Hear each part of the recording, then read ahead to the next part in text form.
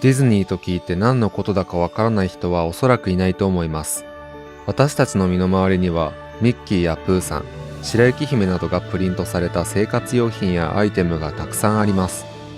ディズニーの映画は年に数本以上公開され、毎日何万人もの人々がアナハイム、フロリダ、東京、パリ、上海、香港などにある夢の国に訪れ、幸せなひとときを過ごしています。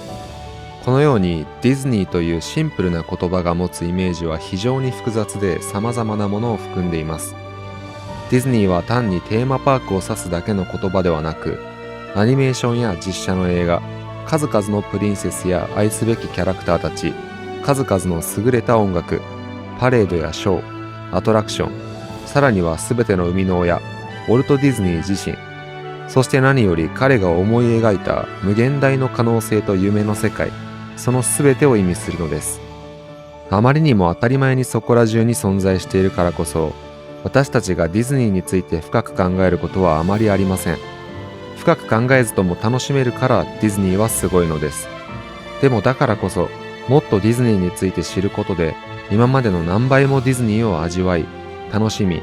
泣き笑い、感動し、勇気をもらうことができるのです。20世紀で最も成功した映画人にして、最も知名度がある経営者の一人であり、21世紀にまで莫大な影響力を残し続けるエンタメの巨人、ウォルト・ディズニー。一見何の申し分もない天才に思える彼は、実は誰よりも失敗し、誰よりも苦労してきました。素晴らしいエンタメを作る人が素晴らしい人格を持っているとは限りません。そして実際のところ、ウォルトはある意味ですごく孤独な人でもありました。壮絶な幼少期の体験、度重なる失敗と裏切り、誹謗中傷、人間不信、病気や怪我、すべてが彼を苦しめ傷つけました。そしてこういった経験と彼自身の異様なまでの冒険心、創造性、子供心、こだわり、執着と狂気、これが彼を20世紀エンタメ帝国の皇帝へとのし上げたのも事実です。ウォルト・ディズニーの人生を知ることで、あなたはもっとディズニーランドを楽しめます。ディズニーの名作映画やアニメを楽しめます。そして何より、何かに挑戦する勇気や明日を生きる元気をもらえるのです。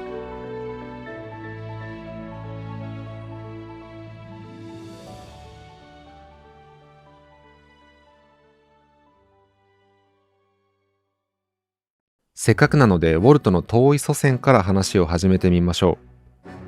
11世紀半ば、ノルマンディー公業務率いるフランス軍がイングランド王国征服へと出発しました。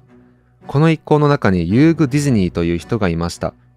ディズニー一家はそのままイギリスにとどまり、英国風のディズニーへと改名します。その子孫の中にアイルランドへ移住した一派がいて、1801年に生まれたアランデル・イライアス・ディズニーは、弟と共に1834年にアメリカという新世界へと移住しました。彼は16人の子供がいて、その長男がケップル・ディズニー、そしてケップルの11人の子供のうち長男がイライアス・ディズニーでした。彼が今回の主役、ウォルト・ディズニーの父親です。彼はカンザス州での隣人のコール一家と共にフロリダへ移住。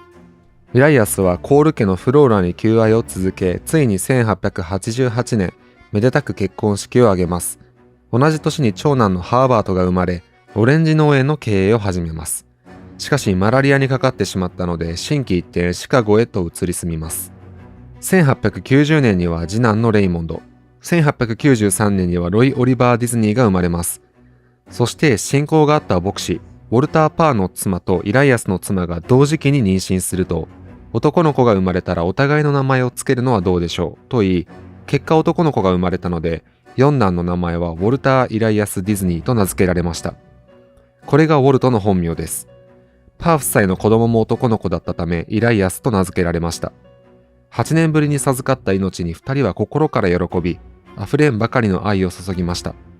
ロイは8個下の弟の面倒を文句も言わずに見ては、自分で稼いだお金でおもちゃをウォルターに買ってあげたりしました。まるで後々の2人の関係性のようです。そしてウォルター誕生の2年後、初めての女の子、ルース・フローラが生まれます。それとともに両親はこの治安の悪いシカゴという大都会を敬遠するようになっていきました。アルカポネの巣窟も近所でした。こうして一家はミズーリ州マーセリーンへと移り住むのです。そしてこのマーセリーンこそがウォルトにとって生涯を忘れることができない、楽しく幸せで輝かしい思い出になり、数多くのアニメーション作品やディズニーランドへと大きな影響を与えていくことになるのです。マーセリーンは鉄道によって発展を遂げてきた町です。1906年に一家が移り住んできた時には5000人ほどの人口になっていて、人々の多くは農場で果物、野菜、小麦、牛や豚を育て、大都市へ送って生計を立てていました。ウォルターは母親にくっついて仕事を手伝ったり、妹を追いかけ回したり、ロイと一緒に農場の外へ出かけていろいろな動物を観察したりしました。野ウサギ、キツネ、リス、キツツキ、タカ、フクロネズミ。そして何よりウォルターが楽しみにしていたのが近くを通るサンタフェ鉄道でした。叔父が機関士だったので、鉄道の音が聞こえると近くへ向かっては、今日の機関士がおじさんでありますようにと期待を込めて鉄道に手を振ったのでした。またこの頃には妹と二人きりで留守番をしている時に、コールタールで家の壁に家の絵を描いたといいます。そしてしばらくして7歳の頃に学校に通う時期になると、数々の素敵な大人たちに囲まれた刺激的な日々を送ります。優しいおばさん、子供っぽいおじさん、南北戦争の話を教えてくれるおじいさん、そして何より父のイライアスが町の人たちと一緒にバイオリンを演奏しているのを聞いて心を奪われるのでした。父は基本的に冷静で、陰気で、妻と子供5人を養わねばならないという重圧を感じ、それが重荷となって彼の肩には重くのしかかっていました。そんな中、自分で貯め込んだお金で時計と鎖を買ったハーワードとレイモンドに対して、イライアスが、それは無駄遣いだ。借金返済に充てろ。と言い、父の横暴に呆れた二人は家を出て行ってしまいます。イライアスはショックを受け、ロイには今まで以上に多くの仕事が降ってくるようになり、さらに干ばつが起きたことでもはや農園経営を続けるのは難しくなりました。生計のためにバターを販売していたので、父はもったいないからとバターの使用を禁じましたが、母のフローラはパンの裏面にこっそりとバターを塗って子供たちに与えました。しかし努力も虚しく、農場を売ることになり、1910年カンザスシティへと引っ越したのでした。ウォルターはこの都市での生活において学校に通いながら家族のために新聞配達で働くことになります。朝3時半に起きては4時半に新聞を受け取りに行き、雨の日も雪の日も新聞配達を続けました。6年間で休んだのは4週間だけでした。それなのにイライアスは息子には給料を支払わず、ロイは不満に耐えかねて、1912年に家を出て行ってしまいます。こうしてウォルターはますます大きな責任を負わされることになります。ウォルターはこんな苦しい日々の中で自分なりの楽しみを見出しました。その一つがサーカスです。後にウォルトがアニメ映画ダンボを作り、そこにサーカス団が出てくるのは偶然ではないのです。またウォルターは学校での決められた勉強には興味を示さず、図書館でマーク・トゥウェインを読みふけりました。ディズニーランドにはマーク・トゥウェイン号や彼の作品トム・ソーヤーの冒険に関連したトム・ソーヤー島がありますよね。絵を描くのもこの頃から始まりました。図画工作の時間には顔のついた花を描いて先生に怒られたり、父イライアスが読んでいた社会主義系の雑誌に出てくる小太りの資本家と作業服の労働者の絵を描いていました。また学校の友人ウォルター・ファイファーは家に遊びに行くほど仲良くなり、ボードビル劇場に行ってジョークや歌を仕入れて、ちょっとしたお芝居を学校で披露したりしていました。さらにはリンカーンの誕生日に彼の変装をしてゲティスバーグの演説を暗唱してみせ、皆を感心させました。厳しい日々の仕事の疲れを癒すのはこうしたちょっとした楽しみであり、配達先の玄関にたまに置かれてあった機関車を少し触れるひとときであり、後に銀行家になるロイがたまに家に帰ってきた時でした。そして10代の後半に差し掛かる頃には漫画家になるという夢を固めていました。そしてウォルターが15歳の夏、一切サバを読んでサンタフェ鉄道の売り子のバイトに応募し、ロマンに満ちた経験をしたのでした。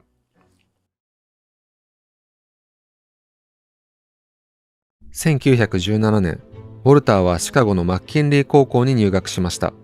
というのもイライアスがシカゴのゼリー工場の権利を買うために全財産をはたき、一家はシカゴに移住していたのです。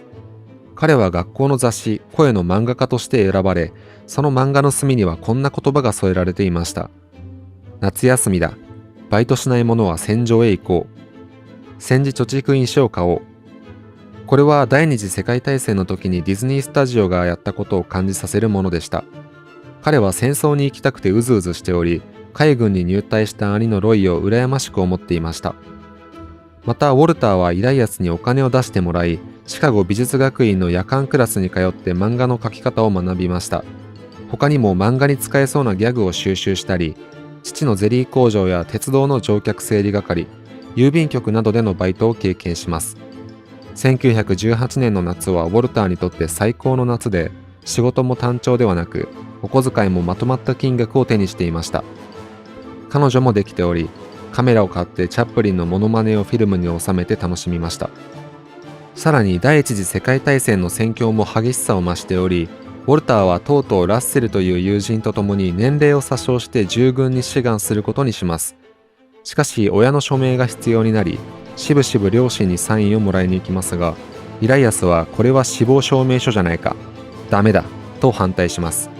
しかしフローラが、ウォルターの意志は固いからまた家出されるくらいなら応援しましょうと言って、イライアスを説得してサインをしてくれたのでした。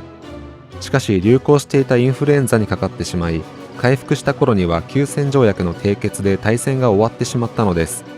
志願兵たちは複雑な心境でした。しかしそんな中、50人がフランス行きという通達が届き、ウォルターはまさか自分が選ばれているわけがないと眠りました。しかし50番目に呼ばれた名前はウォルター・ディズニーだったのです。こうして仲間たちによってベッドから引きずり出され、1時間後には列車に乗せられていました。戦場感が残るパリでみすぼらしい宿舎に泊まり、トラック運転をしたり、兵士たちのために色気のある女性の絵を描いたり、ヘルメットに迷彩を描いて戦争っぽい傷をつけて高値で売るという商売をしたりしました。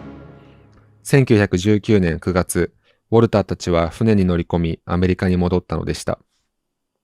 帰国した頃にはウォルターはすっかり大人になっていました。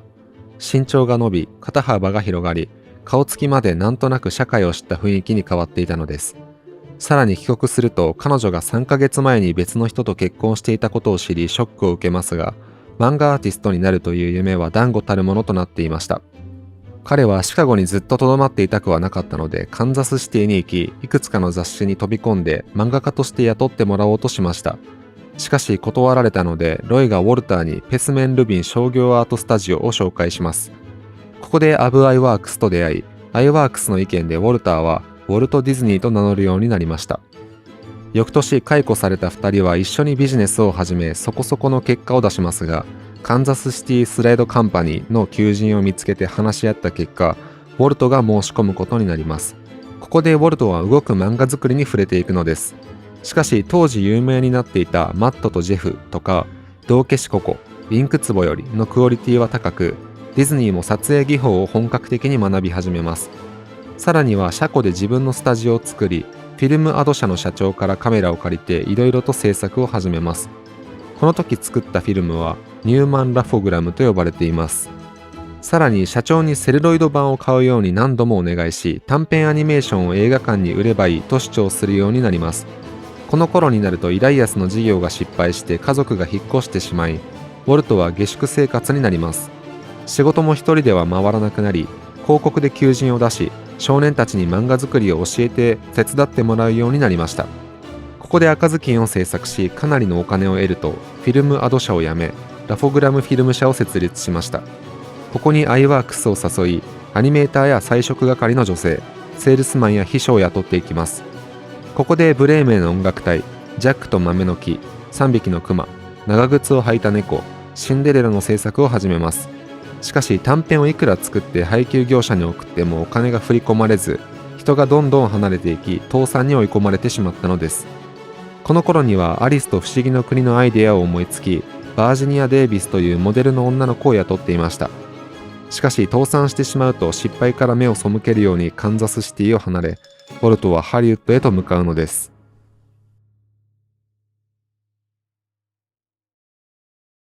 1923年、ウォルトはハリウッドへとやってきます。この時期にハリウッドで作られる漫画は有名なものでも所詮ストーリーが何もなく、目まぐるしくギャグが並べられただけの動く漫画という感じでした。ウォルトは職探しを始めますが、同時にカンザスで作ろうとしていたアリスの不思議の国シリーズの話をマーガレット・ウィンクラーという配給業者に持ち込んだのです。するとシリーズで最初の6本には$1500ずつ払うと返事が来ました。ウォルトは大喜びでこれをロイに伝えました。こうしてロイを事業に誘い、叔父からお金を借りてアリスコメディシリーズの制作を始めるのです。1923年、ディズニーブラザーズスタジオが設立され、これがディズニー伝説の始まりになるのです。1件目はアリスと海の一日という作品でした。漫画のキャラクターと女の子を合成するというスタイルの作品でした。これの対価として小切手を受け取ると、ウォルトはとても喜び、次はアリスのアフリカ狩猟、次にアリスのおっかな冒険という具合にどんどん制作を進めていきました。カンザスシティで安定した職に就いていたアブは、ウォルトの会社に誘われ渋りましたが、ウォルトのうまい勧誘で会社に参加し、彼の入社以降制作ピッチが劇的に改善していきました。しかしマーガレット・ウィンクラーがチャールズ・ミンツという男と結婚すると、この男がなかなかお金を支払ってくれなくなりました。そういった状況があったものの、アリスコメディは徐々に評価を受けるようになりました。そんな中、同居していたウォルトとロイがちょっとした喧嘩で別居することになった時に、ロイはずっと付き合っていたエドナと結婚し、ウォルトも付き合っていたリリアンと結婚したのでした。こうして2人は絶対に成功しなければならないという思いを強くしていきました。しかしスタジオの財政にとって最も重要なチャールズ・ミンツからの支払いはなかなか良くならず、ウォルトは配給会社を自分で持たないと配給業者の都合に振り回されることになるという教訓を得ていくのでした。そしてこの時期に会社名をウォルト・ディズニー・スタジオに改め、外見で若く見られないように口ひげを伸ばすようになったのです。アリスコメディを作って2年も経つと、ウォルトはある種の飽きを感じ始めていました。1926年に入るとユニバーサル映画社の創立者がミンツにウサギを主人公にするシリーズ漫画が欲しいと言いました。この仕事がディズニーに任されると、ウォルトは可愛らしいウサギを作り出し、ミンツがこれに幸せウサギのオズワルドと名前を付けました。1927年にはこの漫画シリーズを急ピッチで作りましたが、これは酷評を食らってしまいます。これでディズニーは漫画映画にはストーリーと個性や魅力にあふれた主人公が大切だという教訓を得ました。こうして徐々にオズワルドは魅力的なものになっていき、監修や専門家からも高く評価されるようになります。これに対しウォルトはスタジオの宣伝になるだろうということで著作権料を請求しませんでした。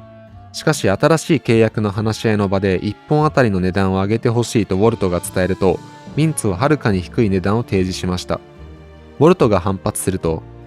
君がこの値段を認めないなら僕が君の会社を乗っ取るだけだよ。もう君のところのアニメーターはほとんど僕がいただいてるからね、と言いました。ウォルトが慌ててロイに確認すると、アイワークス以外のほとんどのアニメーターはミンツに忠誠を誓っていました。こうしてウォルトはオズワルドを手放し、失意の中交渉を行ったニューヨークからロサンゼルスへと帰りました。そしてこの帰りの鉄道こそが全ての始まりでした。あのディズニーを代表するキャラクター、ミッキーマウスが誕生したと言われているからです。ミッキーマウスがどのようにして生まれたのかの真実はあまり分かっていません。ウォルトが語る言葉を信じるのなら、この帰りの列車の中でネズミのキャラクターを思いつき、モーティマーと名付けますが、リリアンが反対したのでミッキーにしたと言います。こうして裏切り者がまだスタジオにいる中、一部のアニメーターたちとこっそりとミッキーシリーズの制作を始めます。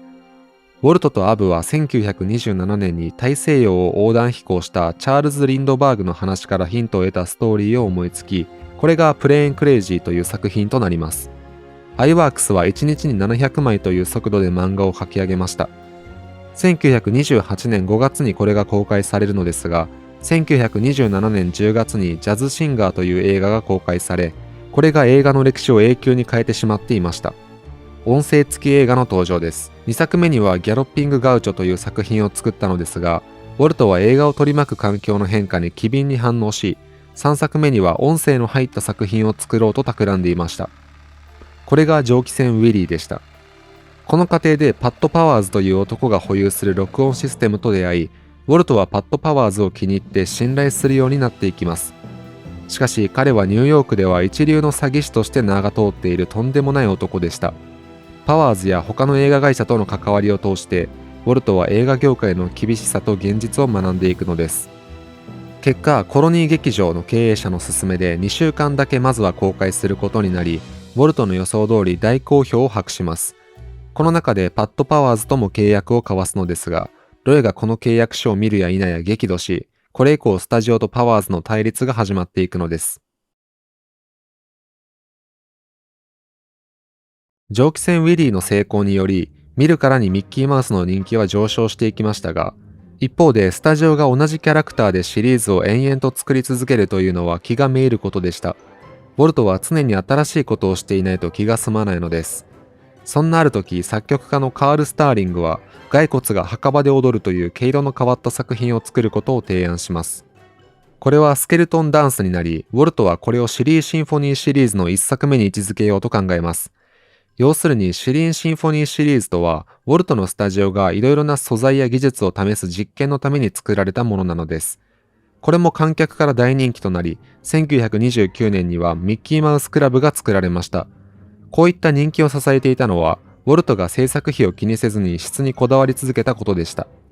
こうしてなかなかお金を送らなくなってきたパワーズとの確執も深まっていき、そんな中で衝撃の出来事が起きます。アブ・アイワークスがパワーズの方へ寝返ったのです。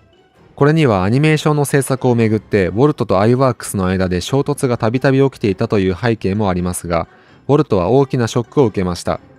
結果パワーズとも縁を切り、他の配給会社との話し合いを始めます。ここでパートナーとなるのがコロンビア・ピクチャーズでした。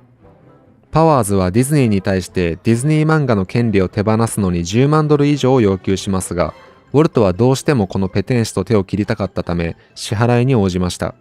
しかし新契約に期待を膨らませたのもつかの間、厳しい財政状況は変わらず、ウォルトも心身ともに疲れ果ててしまいます。アニメーションの制作とはよく考えれば異常なものです。7分の映像のために1万以上の絵を描き、手を抜けるところは一切なく、失敗したら一気に倒産の危機に追い込まれる。そんな中でウォルトは怒りっぽくなり、突如泣き出したり落ち込んだりするようになったため、医師の勧めでリリアンとハネムーンへと出かけました。この旅行でウォルトは元気を取り戻し、これを機に運動したり、早めに仕事を終えてリリアンと乗馬を楽しんだり、朝からゴルフに行って朝ごはんをたっぷり食べるといった生活をするようになりました。1931年頃にはミッキーマウスクラブの会員が100万人を超え、学習ノートやおもちゃなどにミッキーやミニーをプリントさせてあげる代わりにライセンス料をもらうといったライセンスビジネスも加速していきます。1929年に始まる大恐慌の影響で倒産寸前だったライオネル社は、ミッキーとミニーの乗った車のおもちゃを4ヶ月で25万個以上販売し、一気に経営を立て直したほどでした。ミッキーはなぜ人気になったのでしょうか。ウォルトはチャップリンの要素を持っていることと言いましたが、実際にはミッキーとはほとんどウォルトそのものでした。冒険心や正義感を持ち、知的教養とは縁がなく、成功への夢や大きな志を持っていて、一人の女性に一途という古き良き道徳も持ち合わせている。そんな愛らしいネズミだったのです。そんな中、スタジオにはどんどん優秀なアニメーターが集まるようになり、制作プロセスにも革命が生じていきました。画期的な発明の一つがストーリーボードです。単純に場面ごとのスケッチを順番に並べて、物語がイメージしやすいようにするだけのシンプルなものでしたが、これはディズニースタジオにおいて重宝されていきました。しかし、コロンビア社との契約には不満が生じるようになり、そんな中でユナイテッドアーティストという会社の社長、ジョゼフ・シェンクが声をかけてきました。そしてこのユナイテッドアーティストは幼少期の頃からウォルトが憧れたチャップリンも共同出資者として名を連ねていたのです。チャップリンはウォルトに著作権を守るのがすごく大事だという教えを授けました。そしてウォルトはこの会社との話し合いがまとまると、さらなる挑戦の海へと乗り出していきました。それがカラーでした。そして途中まで作り上げていたシリーシンフォニーシリーズの花と木をカラーで作り直すことにしたのです。これがとんでもない人気を博し、シリーシンフォニーはミッキーに並ぶ不動の地位を得ました。さらにはこの時期からスタジオ内に美術学校を作り、ウォルトの脳内のイメージを完璧に再現できるクリエイターを育てるということにも積極的になっていきました。1932年、ウォルト・ディズニーは花と木でアカデミー賞を受賞し、ミッキーを生んだことで特別賞を受賞しました。こうしてポロという競技を通して社交界へも進出しました。そんな中で公開されたのが1933年の3匹の子豚でした。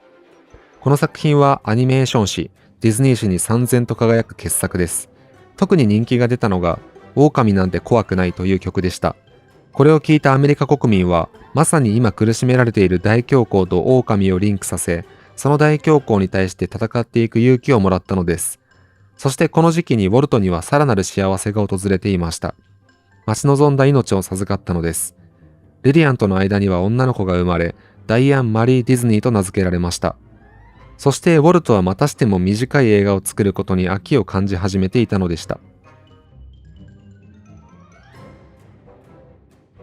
1930年にはプルート、1932年にはグーフィー、1934年にはドナルド・ダックが登場し、彼らはどんどんミッキーに次ぐスターになっていましたが、一方で経済的には厳しい状態のままでした。ウォルトが質のために制作費をどんどん増やしていったからです。ウォルトはいずれ長編へ移行しなければならないとも感じていました。そして1934年、初めての長編として、白雪姫と7人の小人を選ぶこととなるのです。ある日、ウォルトはアニメーターたちを集め、2時間以上白雪姫の演技をし始めました。そして最後には、これが僕たちの最初の長編映画になるんだよ、と言いました。中には涙を流すアニメーターもいました。白雪姫の制作において際立った特徴の一つがマルチプレーンカメラでした。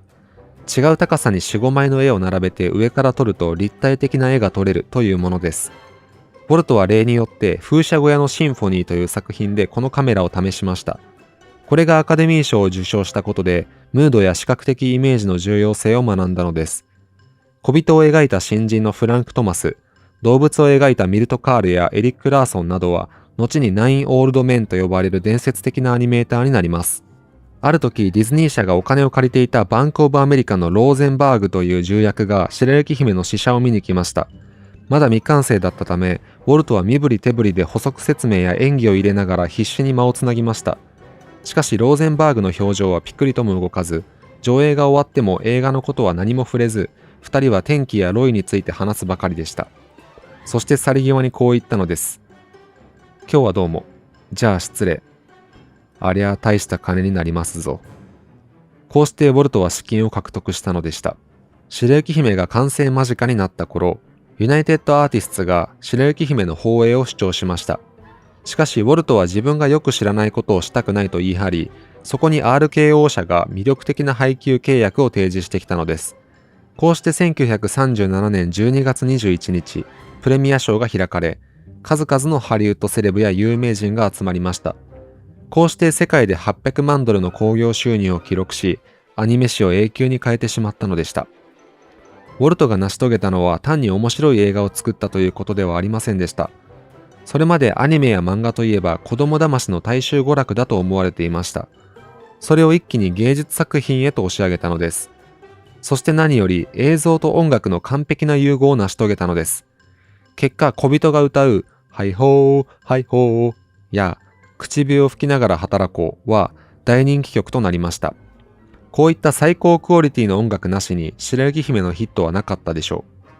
現代においても音楽を軽視する映画プロデューサーが多い中、ウォルトの映像と音楽の重要性への理解の深さは先見の明としか言いようがないでしょう。ウォルトは白雪姫の成功を素直に喜び、それを成し遂げたスタッフを心から誇りに思っていました。感謝を込めてスタッフに大きなボーナスを支払い、彼らを家族同然だと考えました。さらにバーバンクに新しいスタジオを購入し、自分と家族同然のスタッフにとっての理想郷を整備していきました。さらにはプライベートでも1936年に次女のシャロンを養子として引き受け、幸せを謳歌していました。一方でポロによる怪我で死ぬまで続く痛みを患うとともに、母のフローラが体調を崩してしまったことで、両親のために新しい家を買うことにします。しかし新しい家での生活が1ヶ月と経たない間に悲劇が起きます。欠陥品の暖房装置によるガス漏れ事故でフローラがこの世を去ったのです。自分が母のためにと買った家で起きた事故であるだけに、彼は深い悲しみに包まれました。白雪姫に続く新作として企画されていたのは、ピノキオ、ファンタジア、バンビの3つでした。ピノキオの制作はなかなか進まない中、ウォルトが若手のウォード・キンボールを部屋へ呼びました。彼は白雪姫で自分の書いたシーンをカットされており、会社を辞めることを伝えようとしていました。しかしまんまとウォルトの話に魅力を感じてしまい、ジミニー・クリケットのイラストを担当することになりました。そして彼が歌う星に願いを口笛吹いてが大ヒットしたことで、ウォードは後に伝説のナインオールドメンと呼ばれるまでになります。ファンタジアはもともとちょっとずつ影が薄くなっていくミッキーをもう一度何とかしたいと思っていたことで企画されました。1938年頃には魔法使いの弟子をアニメ化し、ミッキーを主人公にすることを決めます。最初はこの短編で行こうとしていたのですが、ストコフスキーという指揮者に出会い、結果的にはクラシック音楽に芸術的なアニメーションを添えたコンサート映画として完成することとなります。さらに音質を良くするため、ファンタサウンドという立体音響システムを作り、コストが莫大に膨れ上がっていきました。バンビは全ての登場キャラが動物ということもあり、実際に動物をスタジオで育てて、それを観察しながら動物の動きや姿形を再現していきました。しかしなかなか進まない作業だったので、フランク・トマス、エリック・ラーソン、オリー・ジョンストン、ミルト・カールといった若手で小さな班を構成して、バンビに没頭させることになりました。トマスとカールが描いたあるシーンを見たウォルトは、目に涙を浮かべて、でかしたぞ君たち、これだよ、と言いました。この頃にはスタジオで受ける仕事は多様化しており、これまでのスタジオでは狭すぎる状態になっていました。ウォルトにとって新しいスタジオの設計は新鮮で心躍るものでした。創作活動に最適な場所になるように徹底的にこだわりました。そして未完成のスタジオの一角へと引っ越しを遂げたのです。しかしこういった繁栄は長くは続きませんでした。1939年に第二次世界大戦が勃発すると、海外市場が封鎖され、アメリカ国民も娯楽映画に興味を示さなくなりました。1940年に公開されたピノキオやファンタジアは思ったほどの結果を得ることができず、ファンタジアに関しては大赤字でした。しかしダンボを1年半ほどでサクッと作るとそこそこのヒット作になりました。そんな中、経営が本当に厳しい状況になったとロイがウォルトに言うと、ウォルトは笑い、昔は1000ドル集めるのに必死だったのにね。今では450万ドルの借金か。と返事をしました。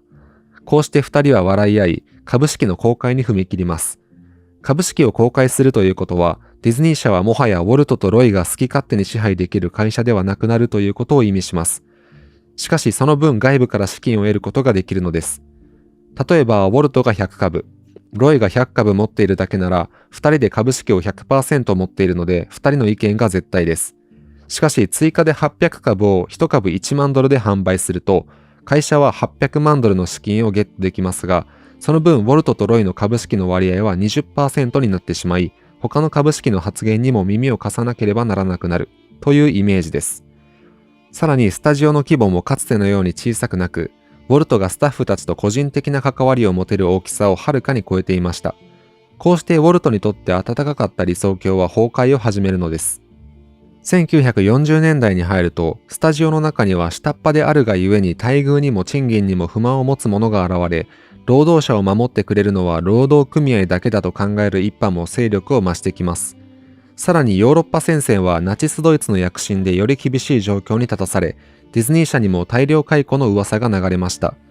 スタジオのアニメーターを組織しようとしたのは、映画漫画家連盟と映画漫画家組合の2つでしたが、特にウォルトを永遠に変えてしまうほどの大きな過去を残した要因の筆頭は、映画漫画家組合のリーダー格だったハーバート・ソレルという男でした。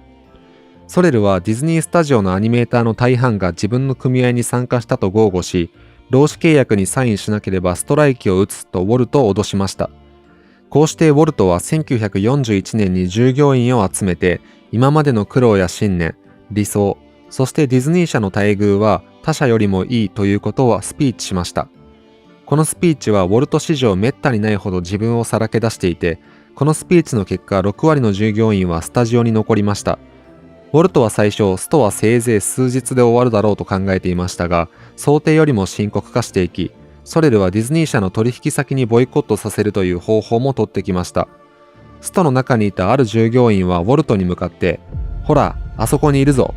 兄弟愛を歌いながら自分だけは特別だと思っている奴がな、と叫びました。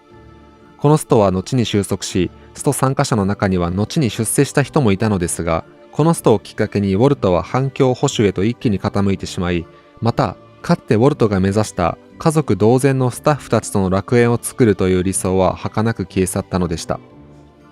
第二次世界大戦は連合国にとってはナチス・ファシズムとの戦いでした。そしてアメリカにとってその影響が南米諸国にまで及ぶのが最も恐るべき事態でした。実際南米にはドイツ系やイタリア系の移民も多く、枢軸国に同調していました。そこで国務省からウォルトへも通達が来ます。南米諸国へ行って南米諸国に関する映画を作ってくれというものでした。この時の親善旅行での熱帯雨林の川を遡った経験がジャングルクルーズにつながったとも言われています。この旅はラテンアメリカの旅、三人の騎士という2つの映画に実り、南米では大人気の作品となりました。それとともにウォルトの身にはさらなる不幸が降りかかっていました。82歳になっていた父イライアスが親善旅行中に亡くなっていたのです。1941年12月7日、ウォルトのもとに衝撃のニュースが飛び込んできました。日本軍による真珠湾攻撃です。ここからスタジオが軍隊によって接収され、スタジオ自身も戦時体制へと突入していきました。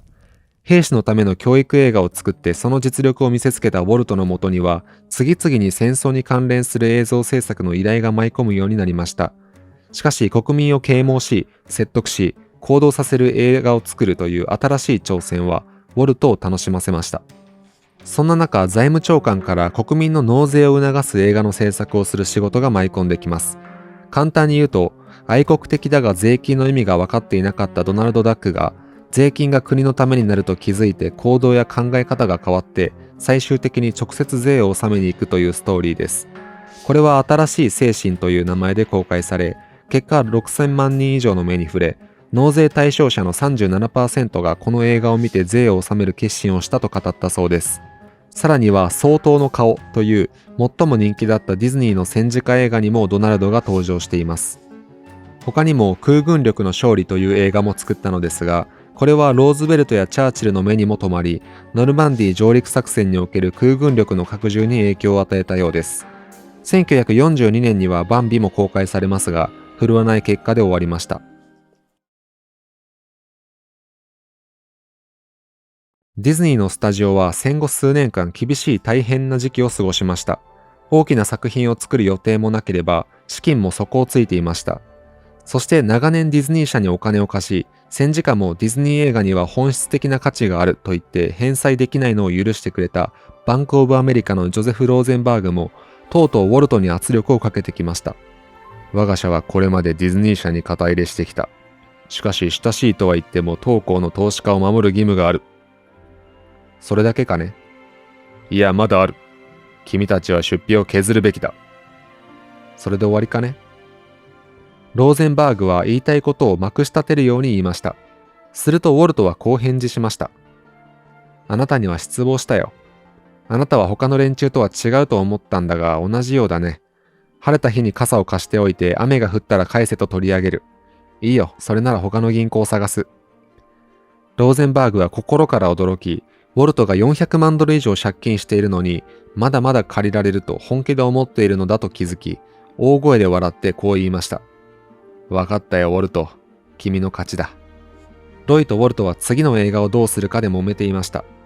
ウォルトはピーターパンか不思議の国のアリスにしたいと思っていましたが、ロイはそんな長編を今から作るのは無理だと反対し、とうとうこう言い放ちました。とても正気の沙汰とは思えない。もう付き合ってられないよ。そうして部屋を出て行きました。しかし二人はその夜全然眠れず、翌朝オフィスに行っても二人は気がめいっていました。ウォルトは沈み切った顔でロイの部屋へ入り、やがて兄に対してこう言いました。人間ってのは時には憎たらしいバカ野郎になるもんだね。こうして二人の喧嘩は終わり、関係は元に戻ったのでした。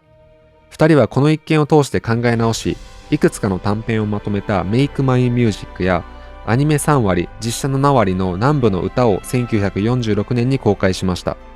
南部の歌は、チーパディドゥダーという曲で最優秀映画音楽に選ばれ、東京ディズニーランドのスプラッシュマウンテンの元ネタにもなっています。特に印象的なのは最初にアニメーションの世界へと移行するシーンです。ウォルトの案で、暗い焚き火の画面にてリーマスおじさんの顔がアップで映され、後ろが明るくなることでスムーズにミュージカルとアニメの世界へと移行するという魅力的なシーンが出来上がりました。またこの頃にはドキュメンタリーの制作にも手を出し始めていました。戦時中の教育映画での経験を生かしつつも、あくまでエンタメになるもの、それが大自然と動物たちのフィルムを作ることだったのです。最初の作品はアザラシの島というもので、アカデミー賞の審査対象に入るとともに短編としてオスカーに輝きました。それとともにディズニー社は決定的な戦後復興を遂げようとしていました。シンデレラです。シンデレラはウォルトにとってとっつきやすいテーマでした。ピーターパンや不思議の国のアリスに比べて白雪姫に似ているところがあり、すぐに本格的な制作に取り掛かりました。この映画でもビビディバビデブーという魔法使いの歌は非常にキャッチーです。また猫のルシファーとネズミたちの攻防も物語に笑いどころとキャッチーさをもたらしてくれています。ウォード・キンボールは主任アニメーターとしてネズミを可愛らしくユニークなものに仕立て上げました。シンデレラは1950年に公開されるとすぐに大ヒットし、ディズニー社の経営は好転していきました。同時期に放映された宝島という作品も観客の入りは上々でした。この映画が作られた背景は、戦後のイギリスがアメリカの映画会社への支払いを凍結し、イギリス国内でしか使えないという規制ができたことです。それに乗じてイギリスで初のアニメなしの劇映画を作ろうということになったのです。それと同時にテレビへの進出も始まりました。1950年には NBC と契約し、クリスマス向けのショーを作成することとなったのです。これによってウォルトはテレビの威力を思い知ることになるのでした。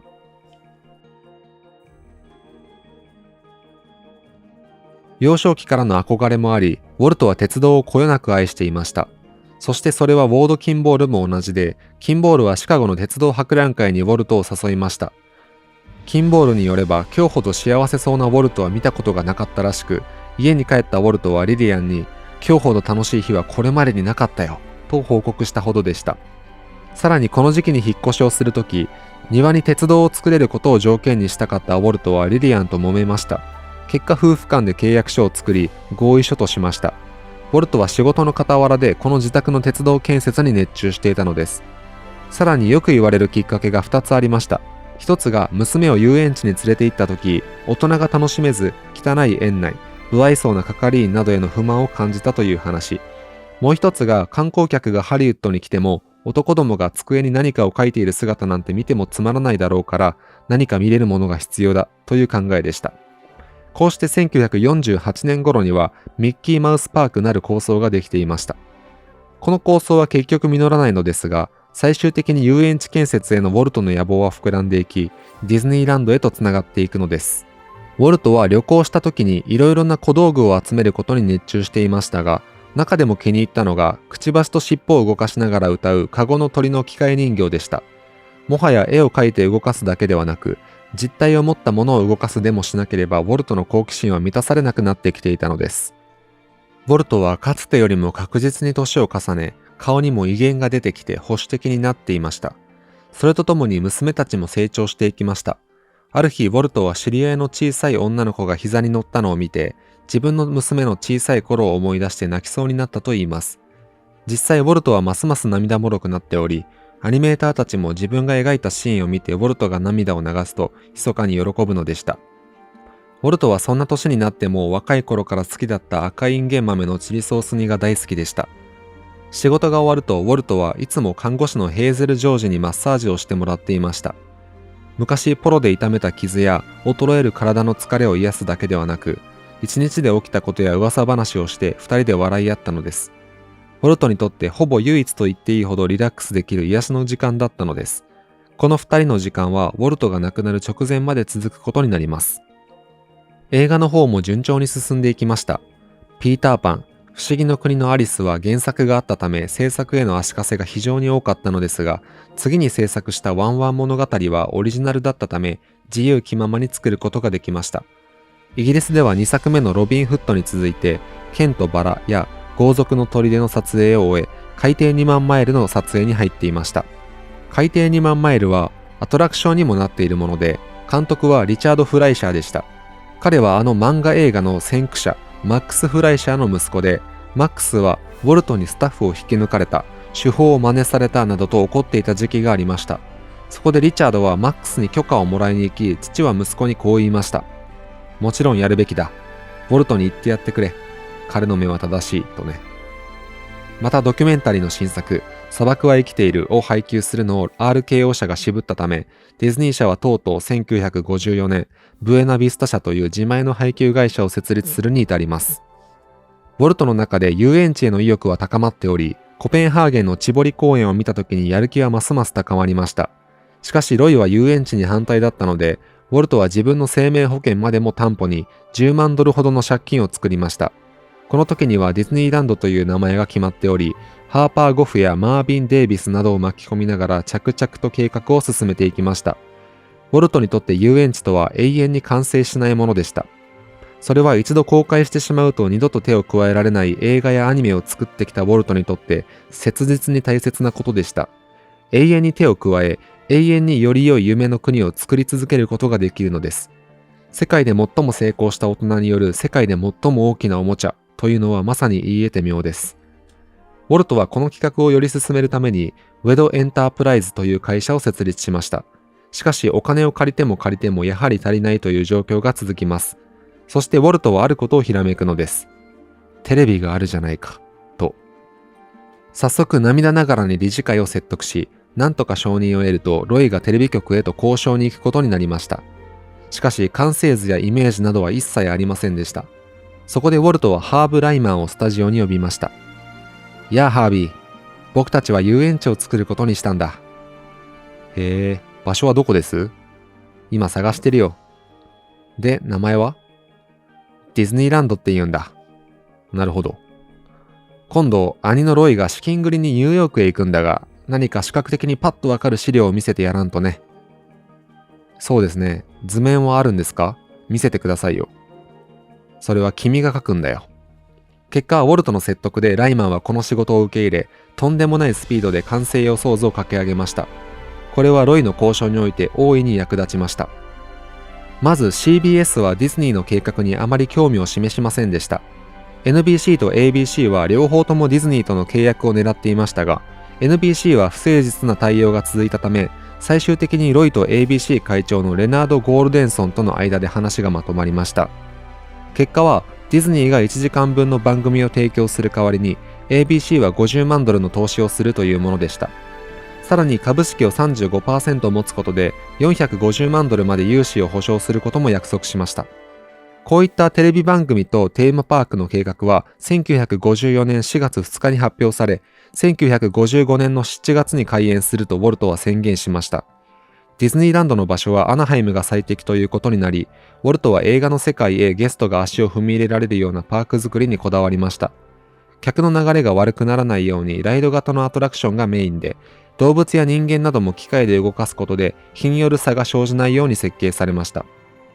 テレビ番組の方も1954年10月27日から放映が始まり、これはもっぱらディズニーランドの進捗を話したり、映画の制作過程を見せることでディズニーへの関心を増やすことに大いに貢献しました。かつての短編や映画も気前よく放送し、ウォルトもたくさん番組に出演したために、彼は世界的に有名な人になっていきました。このテレビ番組の中で最もヒットしたものの一つがデイビー・クロケットでした。彼はアラモ砦の戦いで戦死したアメリカの英雄で、この番組は圧倒的な人気を博しました。主人公が被る毛皮の帽子が爆発的に売れ、デイビー・クロケットのバラードのレコードは1000万枚以上売れました。ディズニーランド建設の方も1955年に差し掛かる頃になると、週に48時間、土曜日も働き、食事中もディズニーランドについて各々が話し合い、不可能に思える建設スケジュールをこなしていきました。直前になるとオープンは9月にすべきという声も上がりましたが、借金返済を控える会社からすると、夏場の集客による売り上げは必須でした。パークの完成も間近というある日、スタジオに一通の手紙が舞い込みました。それは白血病を患う7歳の少年の母親が書いたもので、ウォルト・ディズニーの汽車に乗ってみたいという夢を叶えてあげてほしいと書かれていました。ウォルトはその一家を温かく迎え入れ、少年とウォルトは一緒に運転室に乗り込み、パーク内を一周するサンタフェディズニーランド鉄道に乗りながら、あれこれとパーク内の説明をしていきました。そして全てが終わるとスタッフに、今日のことは一切社外に宣伝しないように、と言いました。また開園直前の時期に、ウォルト夫妻の30回目の結婚記念日が重なったので、友人や同僚を招き、パークの細部に関する自慢話をしたり、食事や余興を楽しんだウォルトは幸せそうでした。しかし酔っ払ってしまったのを見たダイアンが、お父さん、私が家まで運転してあげましょうかと言い、ウォルトも、そいつはありがたいね、と答えました。車の後部座席ではディズニーランドの地図を丸めて、ラッパを吹く真似をしたり、歌を歌っていましたが、静かになったのでダイアンが後ろを覗くと、ウォルトが地図を両腕に抱いて子供のようにぐっすり眠っていたのでした。そしてとうとう開園の日が訪れました。ウォルトはパーク内の客の反応を見ては何度も何度もそれを観察し、たくさんの笑顔が見れたことを喜びました。こうしてウォルトはまたしても不可能と思えたことを実現したのでした。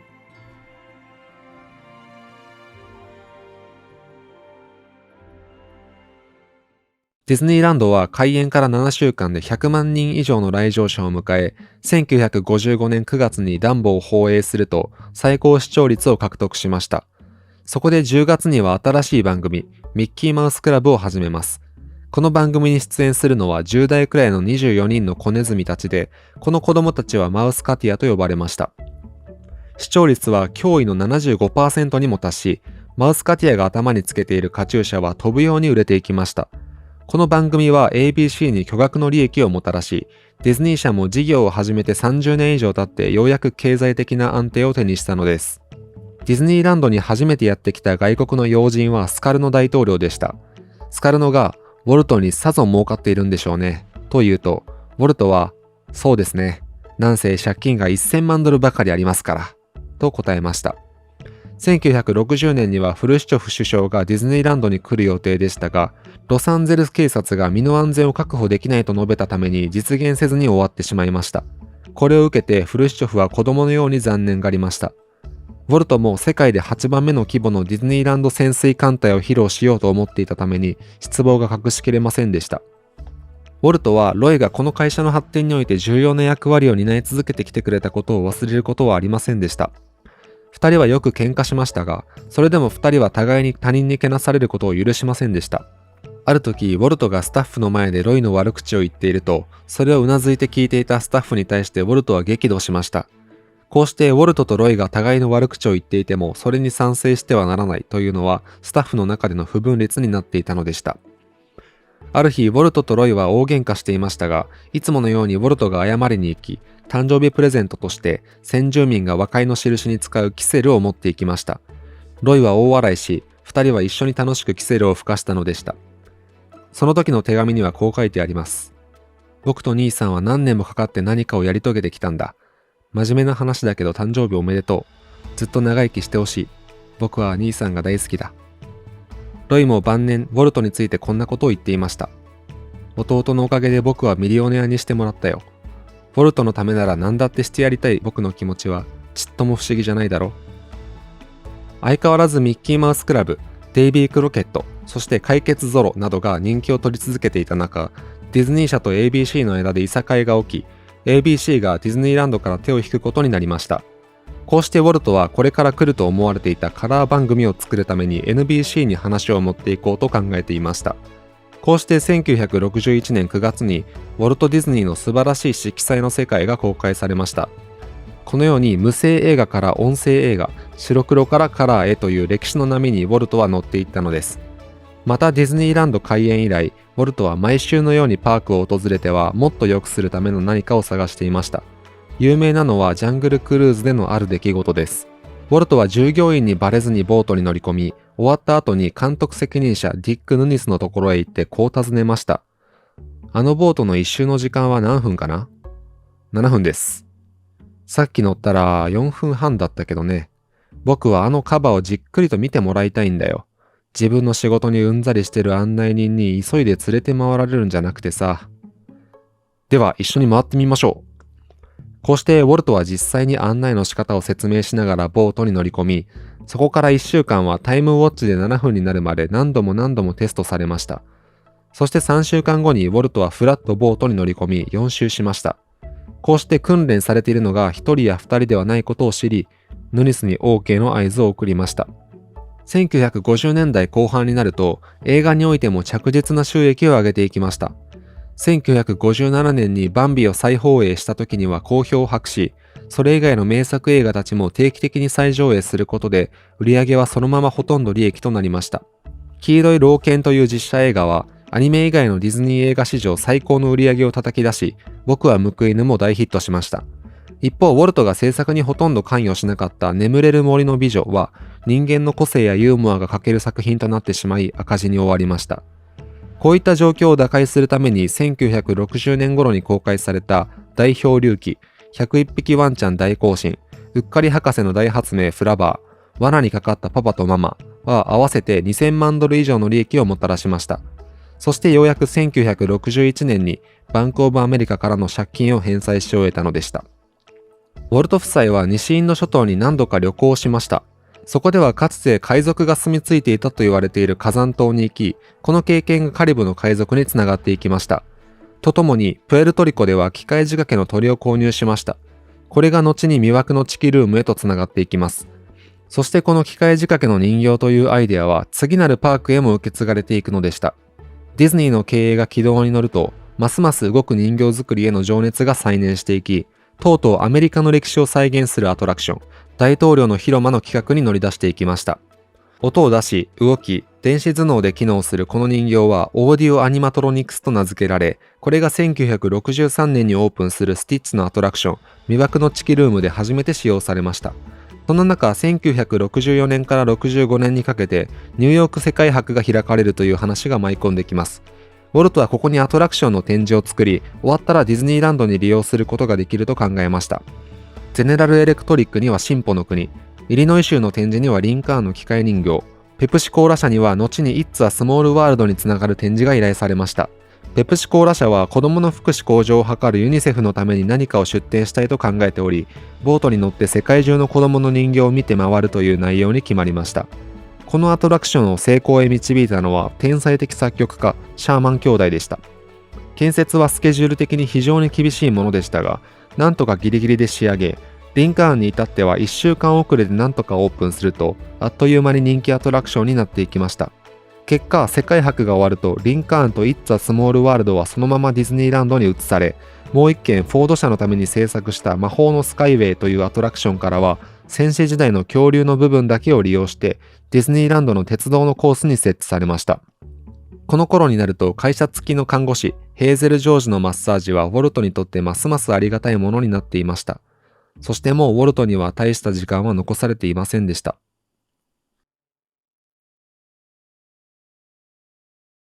ウォルト・ディズニーが制作に最初から最後までしっかりと携わったという意味で、ウォルトの遺作とも言うべき映画は1964年に公開されたメリー・ポピンズです。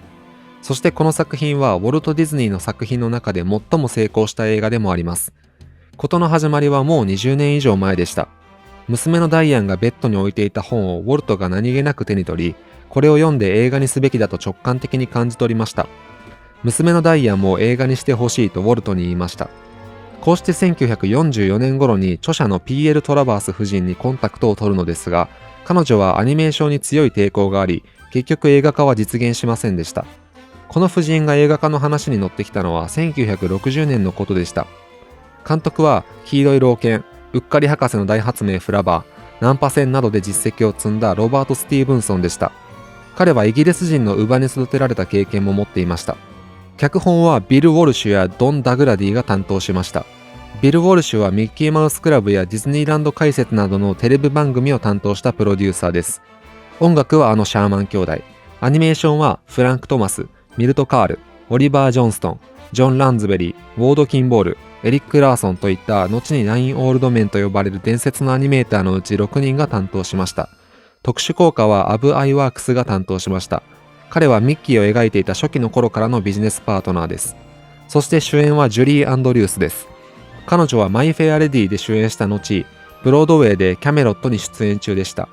ウォルトは彼女を気に入り、メリー・ポピンズの主演オファーを出しました。しかし彼女は映画マイ・フェア・レディの主演オーディションをしており、もしこのオーディションでオードリー・ヘップバーンを差し置いて主役に選ばれれば契約を破棄できるという条件でメリー・ポピンズの主役を引き受けたのです。結果、マイ・フェア・レディの主役はオードリー・ヘップバーンに決まったため、メリー・ポピンズの主役は彼女で決まったのです。そして何よりこの映画を大変なものにしたのは、トラバース夫人が制作過程の全てに意見を言ったことでした。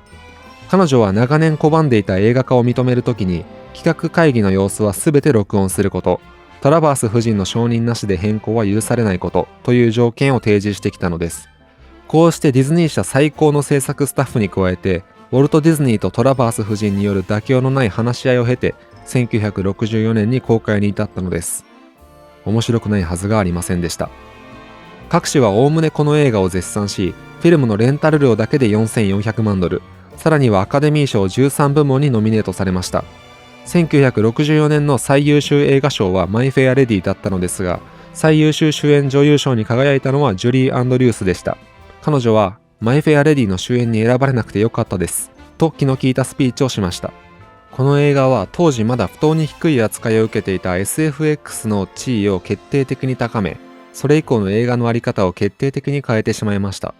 これ以降に現れた多くの監督がメリー・ポピンズが切り開いた道の後ろを歩いているのです。ところでウォルトはシャーマン兄弟が作曲した2ペンスを鳩にという曲を非常に気に入っていました。よくシャーマン兄弟を部屋に呼んで2ペンスを鳩にを演奏させては窓の外を見ながら涙を流していたといいます。彼は一体どんな思いでこの歌を聴いていたのでしょうか。ウォルトにはたくさんの孫が生まれ、これまで彼がやってきた業績は孫にまで認められるほどになっていました。ある日、雷が鳴ったのを怖がった孫が、おじいちゃん、あの雷のスイッチを消してよ、と言ったそうです。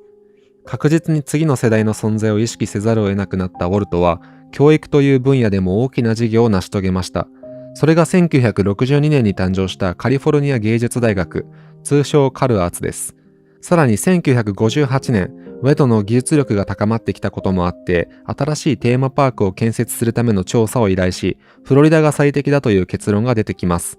しかしニューヨーク世界博で一度話は止まり、1963年にはフロリダを空から視察しました。ケネディ大統領が暗殺されたのはちょうどこの時でした。ディズニーが進出するとバレてしまうと土地の価格が跳ね上がってしまうので、秘密裏に土地の買収が進められました。なので最後の一部は5倍以上の価格で買うことになってしまいました。またこのプロジェクトは普通のテーマパークではありませんでした。ウォルトの言葉を借りるのなら未来の都市なのです。彼にとって一度やったことを繰り返すのは退屈でしかありませんでした。この未来都市は実験的で原型としての都市での未来の姿だ。頭文字を取るとそう、エプコットだ。ウォルトはこう言ってエプコットという名前を思いついたのでした。しかし彼は過去最悪なほどあらゆる痛みや苦しみに襲われるようになっていました。ヘーゼル・ジョージの治療はもはや効かないほどになっており、疲れやすく頻繁に発作を起こすようになり、鼻炎も悪化し、タバコの吸いすぎでずっとひどかった咳はやがて肺炎の発症という結末を招きました。ある夜ウォルトは長年付き合ってきた同僚と3人でディズニーランドの中を歩いていました。パーク建設の功労者たちが集まる晩餐会の帰り道でした。実に楽しかった。こんな楽しい夜はめったになかったよ。面白かったな。こういうのをもっと開かないと。いや、もうこれで終わりさ。そんなことはない。またあるさ。僕はもう64だし、そう長く生きられるわけじゃないんだよ。今夜は素晴らしい夜だった。それだけでいいじゃないか。僕は今夜のことを忘れないよ。こう言ってウォルトは車に乗り込み、闇夜へと姿を消しました。このような状況にもかかわらず、ウォルトは今まで並みに働き続けていました。ジャングルブックの会議に参加した時には、僕をもっと会議に呼んでくれよ。ギャグマンとしての僕は一番給料が安いからね、と言いました。スキー場、ニューオーリンズスクエア、新作映画、慈善活動などやるべきことはいくらでもありましたが、ウォルトの頭の中はエプコットでいっぱいでした。1964年10月29日、アメリカ森林協会から表彰を受けた帰り、痛みや息切れがひどかったため入院し、レントゲン撮影をすると、左の肺にくるみほどの大きさの影が見つかりました。医師は絶対に手術すべきだと言いました。ウォルトは手術にリリアンは来てほしくないと言いましたが、娘のダイアンは家族が付き添うべきだと主張し、病室で待機していました。手術を終えた医師は険しい顔で病室へと入っていきました。左の肺はすべて切除したこと、そして余命が半年から2年しかないであろうということを伝えると、リリアンは現実を受け止めきれず、ただ泣きました。ウォルトはその後入院し、有名俳優から電報が来たのを喜び、自慢するほどに回復していました。しかし数週間で退屈になってきたウォルトは、オフィスに行くことを要求し、会議に出たりスタッフにアドバイスをしたりしました。それからウォルトは長年共に働いたマーク・デイビスのところへ行きました。デイビスはオーディオアニマトロニクスのクマのショーに関するスケッチを書いており、ウォルトはこれを見て大笑いしました。そこから数十分仕事について話し合った後、ちょっと疲れたな。君、僕をスタジオに送ってくれないかなとスタッフに言った後、じゃあマーク、さよなら、と言いました。マーク・デイビスは驚きました。ウォルトが別れ際にさよならなどと言ったことは未だかつて一度もなかったからです。ウォルトは最後に、入院していた時に、またお笑いの部屋で会いましょう、と見舞い状を送ってくれていたヘーゼル・ジョージのいるいつものあの部屋へと向かいました。さあ、僕らはまたこの部屋に戻ってきたよ。そう言いながらウォルトは痩せこけてしまった自分の姿を見て、ジョージがどう思うだろうと気にしながら、君に言っておきたいことがあるんだが、とだけ言って、あとは言葉が出てきませんでした。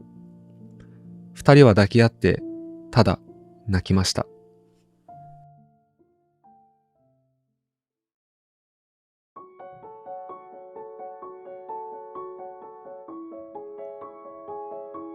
11月にはウォルトは再び入院し、12月5日に65歳の誕生日を病室で迎えました。12月14日、リリアンはお見舞いに行って帰ってくるとダイアンにこう言いました。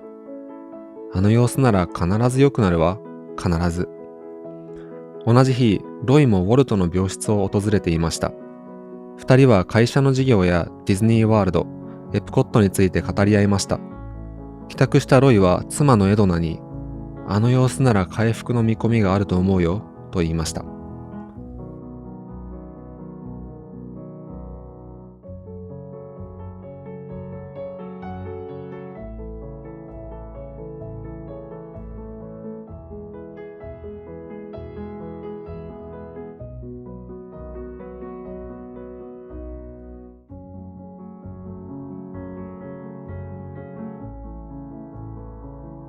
そして翌朝、1966年12月15日、朝9時、ウォルト・ディズニーは急性循環不全のため死亡しました。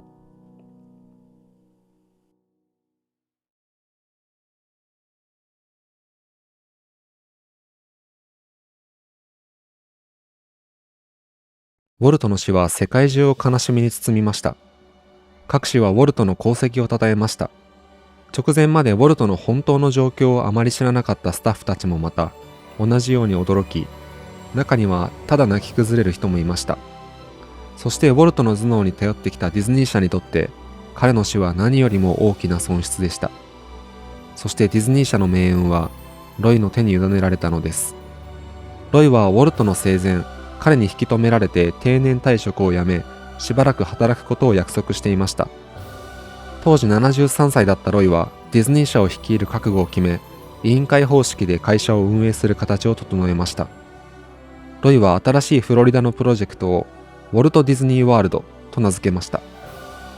ウォルトの夢を引き継ぎ、多くの人に知ってほしいというロイの思いの表れでした。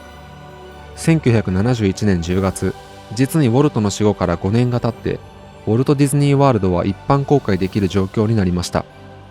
開園式にはウォルトの妻のリリアン、娘のダイアン、シャロンなど一家が勢ぞろいし、ロイがマイクの前に立ちました。建設に携わった人々に感謝を述べ、ウォルトとの思い出話に触れた後、リリアンを紹介し、彼女にこう質問しました。リリー、あなたはウォルトの考えや夢を一番知っている人だ。彼がこのウォルト・ディズニー・ワールドを見たら何と言っただろうか。リリーはこう答えました。そうですね。ウォルトは、よし、これで合格だって言ったと思いますわ。同じ年の12月、ロイとエドナは3人の孫をディズニーランドへ連れて行く予定を立てていました。しかしロイは気分が優れず、片目が曇ったようになるという症状を訴えていました。仕方なく息子のロイ・エドワードが代わりにディズニーランドのクリスマスパレードに連れて行ってくれました。彼らが帰宅すると、家にはベッドのそばに倒れたロイの姿がありました。直ちに彼は病院へと運ばれましたが、翌日息を引き取りました。こうしてロイはウォルトの残した夢を叶えるという大仕事を成し遂げて、それに満足したかのようにこの世を去ったのです。こうしてディズニー社を創業した偉大な兄弟の激動の人生は幕を閉じたのでした。